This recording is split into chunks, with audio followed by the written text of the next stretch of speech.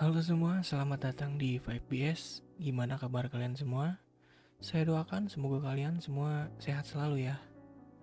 Kali ini 5BS akan membawakan alur cerita film yang berjudul Exit tahun 2019. Dan film ini juga bergenre atau bertemakan tentang bencana. Di film ini dibintangi oleh beberapa aktor terbaik, dan adapun tokoh di dalam film ini yaitu Yongnam, Wijo, Manager Go, Jangso, Hyun Ok, Jung Hyun, Yong Hwe, dan juga Jiho. Oke, kalau begitu mari kita lanjut ke rangkuman filmnya.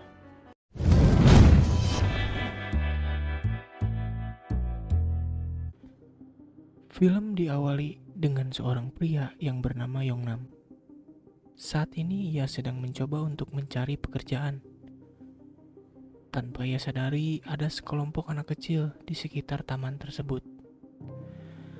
Dan di antara mereka ada salah satu keponakan dari Yongnam yang bernama Jiho. Namun ternyata Jiho malu untuk mengakuinya. Akhirnya Jiho berniat untuk pergi. Tak berselang lama, Yongnam menerima kabar kalau dirinya tak diterima di lamaran kerjanya. Dan pada malam hari, Yongnam pergi ke bar bersama temannya. Mereka berbincang tentang masa depan yang begitu sulit. Keesokan harinya, Yongnam pergi kembali untuk melakukan hobinya. Tak disangka, ia bertemu dengan Wijo di tempat tersebut. Singkat cerita, orang tua Yongnam hari ini adalah hari ulang tahunnya. Oleh karena itu, Yongnam bersiap-siap untuk merayakan hal itu. Saat sudah sampai gedung, Yongnam dan keluarganya segera menjamu tamu-tamu yang akan datang. Tak ia sangka, ternyata Wijo juga ada di sana. Ia di sana menjadi seorang host atau pembawa acara. Lalu, setelah selesai acara makan-makan, Yongnam berinisiatif untuk menemui Wijo di pintu belakang. Mereka membahas tentang bagaimana bisa bertemu kembali setelah sekian lama tak berkomunikasi. Namun, Yongnam adalah seorang pria sejati, atau juga bisa disebut gentleman. Ia langsung mengungkapkan bahwa ia masih sayang kepada Wijo. Tapi Wijo yang sekarang sudah punya pasangan, ia menjawab tidak. Perasaan Yongnam saat itu hancur, bahkan ia sampai nangis.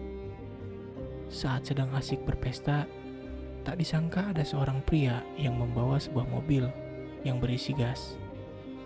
Tak diketahui maksudnya apa, namun ia mencoba untuk membuka segel dari gas tersebut.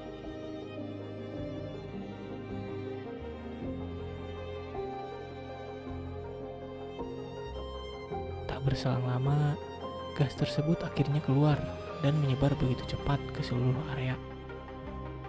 Bahkan, hingga ada seseorang yang sedang berkendara menghirup gas tersebut hingga menyebabkan ia tewas dan menabrakkan mobilnya ke sebuah SPBU. Pada saat itu, ledakan juga yang terjadi sangatlah besar hingga menyebabkan sebuah lemparan tabung gas ke gedung tempat acara ulang tahunnya orang tuanya Yongnam. Saat itu juga mereka semua panik. Mereka semua berusaha cepat-cepat untuk keluar dari gedung. Tak disangka, ternyata pintu untuk keluar dari gedung didesain hanya bisa dibuka dari luar. Oleh karena itu, jalan satu-satunya untuk keluar yaitu menemukan kunci pintu darurat. Tapi, dirasa mencari kunci akan memerlukan waktu yang lama, Yongnam berinisiatif untuk membuka pintu atap gedung dengan cara melompat ke gedung sebelah.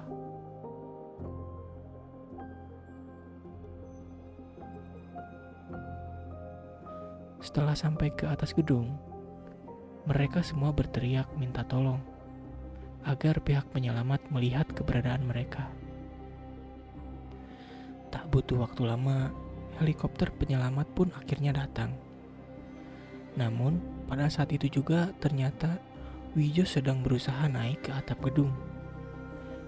Dikarenakan waktu yang begitu sedikit, akhirnya mau tidak mau mereka harus pergi. Tapi saat Yongnam mau naik, ia teringat kepada Wijo yang saat itu masih ada di lantai bawah.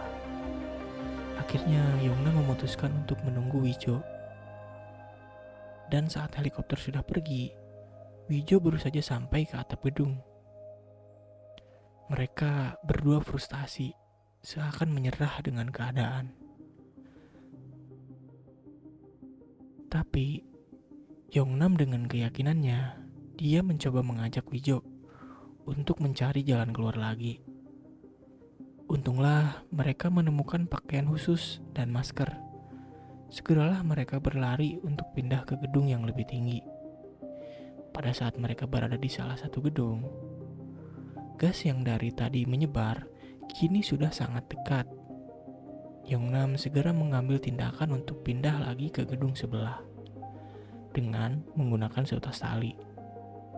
Saat tali sudah siap, Yongnam menyuruh Wijo untuk menyeberang terlebih dahulu. Pada saat giliran Yongnam, ternyata gas yang di bawah gedung sudahlah masuk lewat pipa cerobong gedung.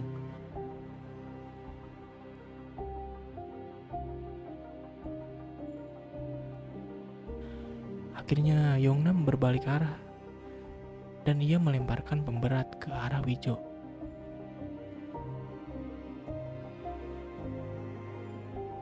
Tak disangka, ternyata Yongnam berhasil menaiki gedung tersebut. Akhirnya setelah mereka berdua selamat dari gedung tersebut, mereka berdua mengeluarkan sinyal khusus untuk memberitahukan posisi mereka kepada tim penyelamat. Dan di sisi lain, orang tua Yongnam terus meminta kepada tim penyelamat agar mendatangi gedung-gedung karena Yongnam dan Wijo masih ada di sana.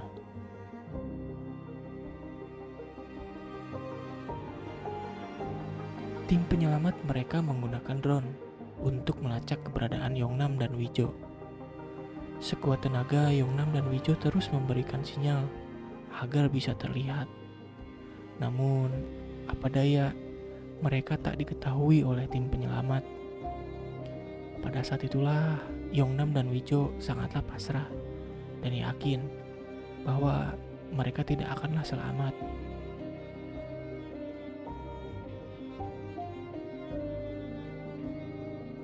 Tak berselang lama, akhirnya salah satu drone milik tim penyelamat akhirnya melihat keberadaan mereka.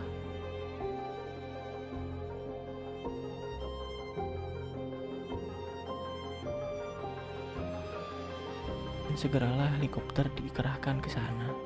Saat itu Yongnam dan Wijo terus berusaha naik ke gedung yang paling tinggi agar posisi mereka bisa mudah terlihat oleh helikopter penyelamat. Namun saat mereka sedang berusaha naik ke atas gedung, ternyata tali jembatan yang mereka buat akhirnya putus. Lalu yang terjadi,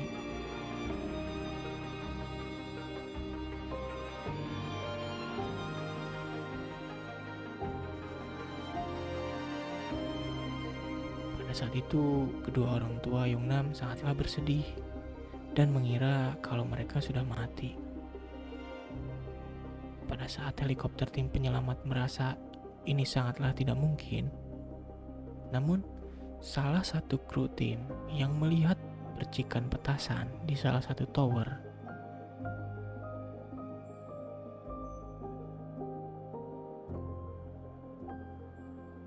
dan akhirnya Yongnam dan Wijo berteriak sekencang-kencangnya untuk meminta tim penyelamat melihat ke arahnya.